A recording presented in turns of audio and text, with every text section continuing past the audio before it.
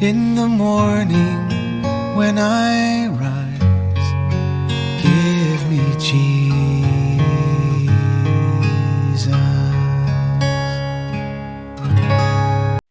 Good morning.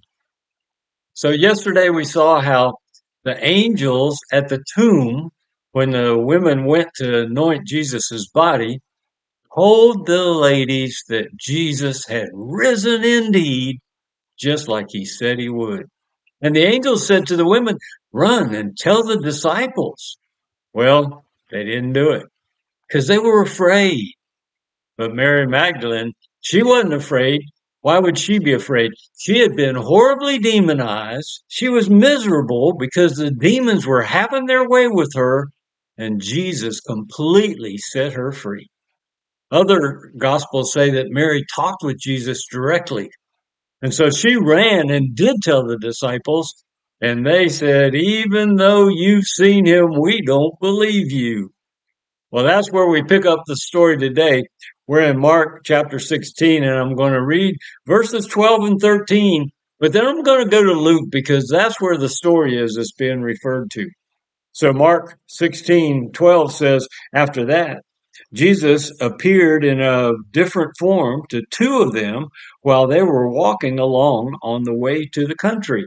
And then they went away and reported to the others, to the disciples, but they did not believe them either. Well, we have people that have seen Jesus telling the disciples, and the disciples don't believe him. Well, that road to Emmaus story, it's in Luke chapter 24. And I'm going to read starting in verse 13. Behold, two of them were going that very day to the village named Emmaus, which was about 7 miles from Jerusalem. And they were talking with each other about all these things which had taken place, talking about the crucifixion. And while they were talking and discussing, Jesus himself approached and began traveling with them, but their eyes were prevented from recognizing him. So here's Jesus walking with these two guys, and they don't even know that it's Jesus. Jesus said to them, "What are these words that you are exchanging with one another as you are walking?" And they stood still, looking sad. One of them, named Cleopas, answered and said to him, "Are you the only one visiting Jerusalem? The only one that is unaware of the things which have happened here in the last few days?" And Jesus said to them, "What things?"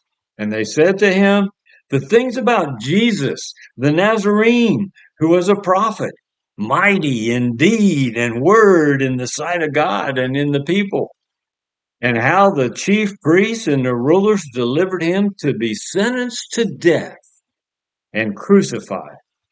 But we were hoping that it was him who was going to redeem Israel. Indeed, besides all this, it is the third day since these things happened." And we know that Jesus said he was going to be raised on the third day.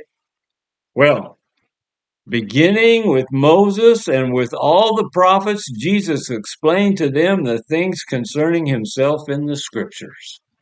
All right, that's one of the reasons this is one of my favorite stories. I'm going to come back to that.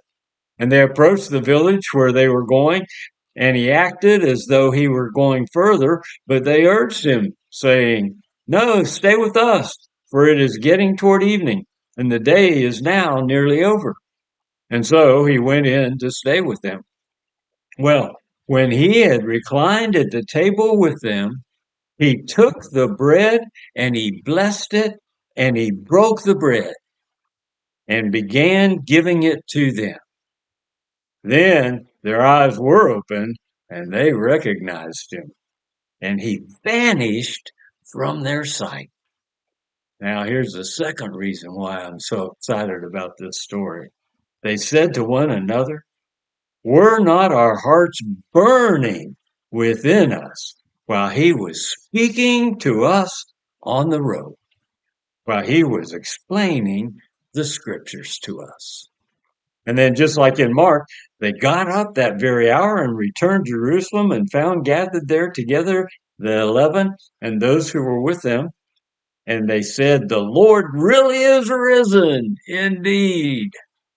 Well, I love this story for two big reasons. Number one, Jesus explained to them where he was in the scriptures. Okay, the New Testament hasn't been written yet.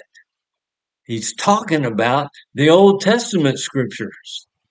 Oh, so many people read the Old Testament and they're determined to see law, and they do see law. But we're supposed to read even the Old Testament and see Jesus. If you really rightly divide the word, if you really understand what it says, you're going to see Jesus in the Old Testament and the New Testament. And here's what will happen. This is the second reason I love this story. Didn't our hearts burn when we saw the truth of the scriptures, that Jesus is the middle of everything that's going on? Well, the disciples and those who were with them didn't believe it. They didn't believe Mary, and they didn't believe these guys who ran to tell them the truth as they had seen Jesus on the road to Emmaus. When we get together tomorrow, we're going to see how Jesus responded to these guys that were not willing to believe. Well, God bless you who hears Jesus' voice. And just like me, you love hearing him talk to you. You love the things that he has to say because it's all about the love of God and how amazing we are as his children. Well, I look forward to being with you tomorrow. Come be with us. I'll see you then. Give me Jesus. Give me Jesus. You can have all this world, but give me Jesus.